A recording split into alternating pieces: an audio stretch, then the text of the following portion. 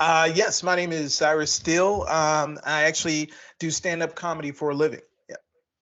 Wonderful. And how did you get started on this path? I owed people money, Yes. and that's how I get started. No, like I guess people told me. I think a lot of comics start that way too, where because no one in their right mind is just going to get up on stage, at least that I know of, and think that they're funny. But people would tell me like, "Hey, you should, try stand-up comedy," because I would do like impersonations or celebrity imitations of folks from movies or TVs and TV shows, and people would tell me you should do like an open mic night. So I did it and just kind of fell in love with it. That's amazing. As a child, what did you want to become and why? Tell us, Cyrus. Yeah, as a kid, like I don't know, I was always doing something on stage. Like I remember at one point wanting to be a meteorologist. At one point, and I would stand in front of the TV, and as the weatherman was delivering I would like try to imitate him doing the weather. So it was always something in front of people that I that I wanted to do. Did you ever get stage fright? All the time. I have it right now, and I'm not even on stage. I always tell people, even in my show, that I'm an introvert, and people ask me like, why, how do you do stand-up comedy, but you're an introvert? I'm like, because I know exactly what I'm going to say, and I know exactly how I'm going to wrap it up. Extroverts do not know how to do that. They don't know how to wrap it up. They don't, but I love doing stand-up because it's just you on stage. It's almost as much as it seems freewheeling and creative. It's very controlled in terms of like exactly where you're gonna what you're gonna say and what points you're gonna make. So I love doing it. Cyrus, speaking of wrapping things up, how are you feeling about this being the last season that you will be on TV as This Is Us? I know that you are That's I funny. know you're sad about that, but we have really appreciated all of your things that you've done on TV.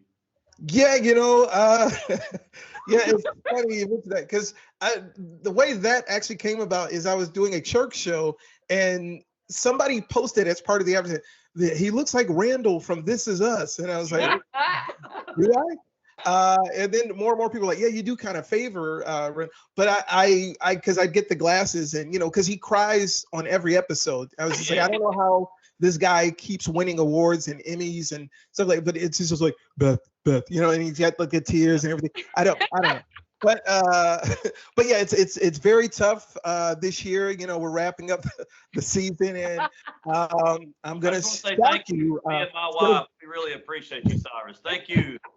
Thank you. It's been a bonding moment for us, and we really appreciate that. Yeah, we try to put people on an emotional obstacle course, like just to see how much you can cry in the last 6 years. So yeah, Kleenex has really benefited from our show. Yes, sir. So I would just like to say, being between two comedians, I don't know how to segue into this next question. Sorry. So, what was your greatest adversity that you have faced in your life? So far, this interview, it's been very tough. The hard-hitting questions that you're asking me, but I'm gonna make it. I'm gonna make it through. I just want to know, why do you guys have everything in the background behind you in a plastic bag? Like, are you trying to keep the letters fresh, or have you guys had our children tried to destroy our lives, and if we don't put everything in plastic, they will be destroyed. Okay, I was like, everything is in plastic. It reminds me of how I grew up. Like my sofa was in plastic, and just wondering if that was the kind of situation. Are the desks also in plastic? Do you have? Yes, they are. We have those. You guys are going to be great. Everything here in Tennessee is in plastic. Yes, sir. I mean, we had the plastic dividers last year, but they managed to poke holes through them so that they could breathe to each other. That is amazing. Yeah. Okay. Well, that answers. I'm sorry. I got a little distracted. I'm sorry. Who is your biggest influence in your youth compared to your biggest influence now? This is where it gets a little tricky. I think for a lot of comedians, Bill Cosby was such a huge influence, and I would do like the Cosby impersonation, because of the people on the thing, girl. But now if I do it, I can get kicked out of the church for trying to do Bill Cosby first.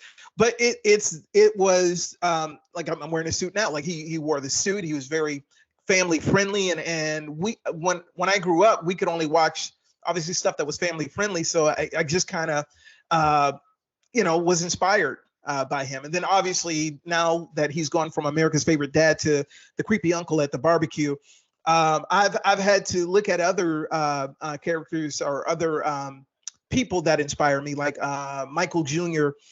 He's a clean comedian that I look up to. Frank Caliendo, who does a lot of impersonations, is somebody else that I look up to as well. And it also helped me to come into my own in terms of finding my own voice.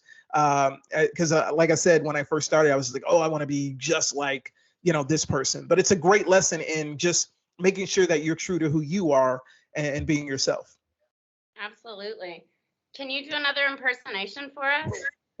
That was amazing. One of the things I always talk about in the show is having a GPS where you have, I think it's called Waze, where they have these different celebrity voices helping you through traffic. And I always say, like, I would hate to have Arnold Schwarzenegger. Like, Arnold Schwarzenegger should not be a GPS voice because, number one, it's a thick accent. And number two, that has got to be the most violent road trip ever, because that's just Arnold yelling at you for the next 4 to 6 hours. Get out of the lane, get out, come on, listen to me, the cops are coming, get into the chopper. Ow, ow, ow. I don't need that in my life. I need something calm and soothing. Like Barack Obama has a calm voice. He's like, no, look, let me be clear. You could go left, or you could go right. But what you don't want to do, what don't I want to do, Barack? You don't want to sit here. What you doing right now? But yeah, I also do Kevin Hart. A lot of people love. When I do Kevin, I'm usually describing the COVID movie, which is probably going to come out. So I always say, like, just to save you the Netflix subscription, it's probably going to look something like this: the COVID movie, starring Eddie Murphy as Donkey from Shrek. Let me tell you something. I am not scared. I am not scared of no Corona. I wish Corona would come over here. Corona would come over here. I'd be like, yeah, come on over here, Corona. And after I defeat the Corona, we going out partying, drinking, and in the morning, I'm making waffles. Yeah. Also starring Kevin Hart. First of all, don't make me laugh. Told my wife might get the Corona. She's like, Kevin, you can't get Corona, Kevin, because you're too short, Kevin. Too short. I was like, if I do get Corona, I'm gonna touch you first. Be like, oh my God, I can't believe you touched me. Yeah. And those are just a few people that run through my head. So I probably should be like psychoanalyzed, but it's a living. So you're a comedian, buddy. Every last one of us, we're always analyzed. That was outstanding. Do you have any setbacks in your career that you thought you wouldn't be able to overcome? Yeah, like being clean. I think for comics like myself, like there's that I want to say that connotation or stigma that, oh, if you're clean, you can't be funny, or it's going to be corny, and so you struggle with that, especially and you can probably attest to this when you are like at a comedy club and you see someone who's just been like killing it and they're using F word and just all sorts of things about the human anatomy that you never knew or wanted to know, but they've done a great job. And you're just like, I'm about to go up and talk about going to church and what that was like. And so sometimes that can be a bit daunting. You're like, well, is that going to be funny? And sure enough, you go up there and there's somebody who can relate, in fact, to going to church. And that taught me a powerful lesson about there's people from all backgrounds that you can probably connect with, and they need your voice just as much as the person who went up before you. So I don't know if you've ever done this, Si, but like us being an improv duo, we don't really get to do open mics because by the time we set it up, there's our 3 minutes. But we got invited to do one improv, and this guy, or one open mic, and this guy wanted us to like bomb. I mean, it was his big thing. He was like, you guys have to bomb. You've never bombed before. So he brought us out to like this, I don't know, this brewery. Yeah. And like you said, man, it was just, and we were the last ones to go on. Mm-hmm. We had this little character that we can do, and it's really quick and to the point. And we're hearing all the, the language, the craziness, and we're the last ones to go on. And by that time, at the end of the night, everybody's kind of like, yeah, what's these two guys gonna do? Yeah. So me being a pastor, man, I got up there and I went, look, I know you are judging me. I see you judging me. And then from that moment on, we caught the crowd, but we still stayed clean. So I definitely understand what you're talking about. That's so awesome, man. I'm not gonna lie. excited to go to his show, and I'm telling my husband about it because he's all into comedians, and I'm like, oh, it's gonna be great. It's this improv duo, and they're gonna be wonderful. And he's like, well, where's it taking place at? And I said, well, it's at a church. And he said, no, we don't need a sitter. And I was like, baby, that is so messed up. And he said, there's no way that it is going to be real comedy if it is at a church. And I was like, well, that is super judgmental. Yeah, that's the stigma that it's not going to be. And I have to say, it's so cool being able to talk to another clean comic, because you kind of know that whole stigma and that whole ordeal can be an obstacle all by itself. And it's almost like you have to prove yourself, because I'll go in and no one really says much. But after I'm done, everyone's like, oh, that was so cool how you were able to do that. And you weren't cussing, or I didn't have to cringe, and I was like, yeah, like we can be funny as well. It is possible. Yes. Did you have any other career paths that you were thinking about exploring? I actually ironically thought of teaching, and had done that for a while, because even after I left, I did. I was going to get plastic bags and put letters in them.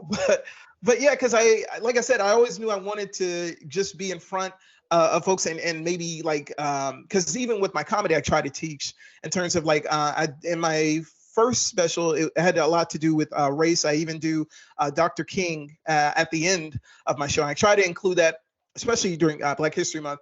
A lot of times to try to bring people together, because that's, kind of how I was brought up, and just respecting people from all walks of life.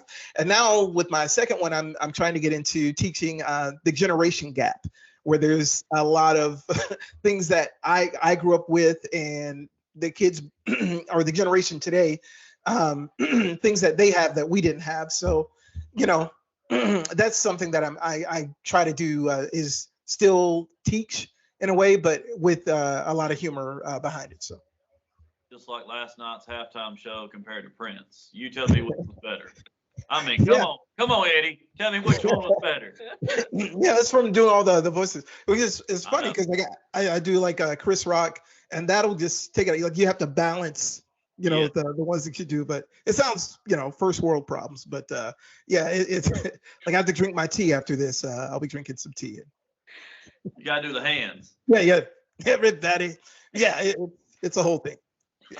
Well, that segues perfectly into our final question. Dr. Martin Luther King Jr. stated, I have a dream that my 4 little children will not be judged by the color of their skin, but by the content of their character. In 2022 America, do you feel that this dream has come to fruition?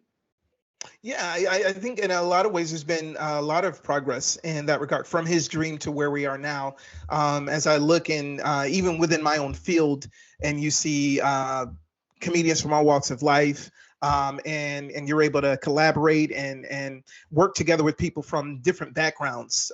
So yeah, I do think in some ways his dream has come to fruition. And of course, as they always say, like, there's still more work to be done. And I think for comedians like myself, part of that is why I end the show with Dr. King almost every show, just to remind people, like, let's continue to do the work of, like, understanding each other and coming together rather than, being divisive or, seeing what we don't have in common.